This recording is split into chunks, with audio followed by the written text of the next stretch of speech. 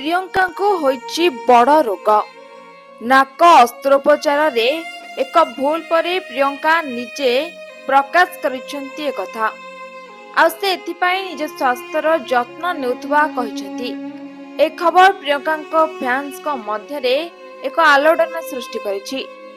समस्ते जानिबाकू चाहुछंती जे प्रियंका केउ रोग रे पीड़ित अछंती आ तांकर कोन होइछि। तेबे एहारी भितरे प्रियंका एक बड़ रोग रे पीड़ित थिबा खबर सामना को आसीछि। एक साक्षात्कार रे प्रियंका कहिसंती नाक अस्त्रोपचार रे एक भूल परे से आजमा एवं डिप्रेशन नो शिकार होइथिले। एहा सहित से आहुरी कहिथिले जे कोरोना भाइरस समय रे बहुत से डरी जाइथिले कारण से श्वास रोग रे पीड़ित थिले जेथि पई चिकित्सा होउछंती। औषध खाइबा सह बहुत जत्न रे रहउछंती। तेबे निकट रे अभिनेत्री भाई सिद्धार्थ चोप्रा विवाह होइतला। भाई बाहागर रे खूब खुशी थिले प्रियंका। ए विवाह रे जोन्स को पूरा फैमिली मध्य शामिल होइथिले।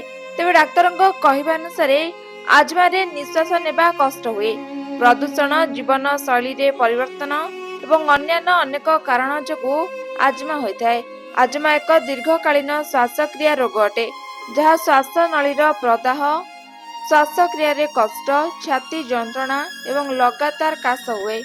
ब्यूरो रिपोर्ट, रियो न्यूज।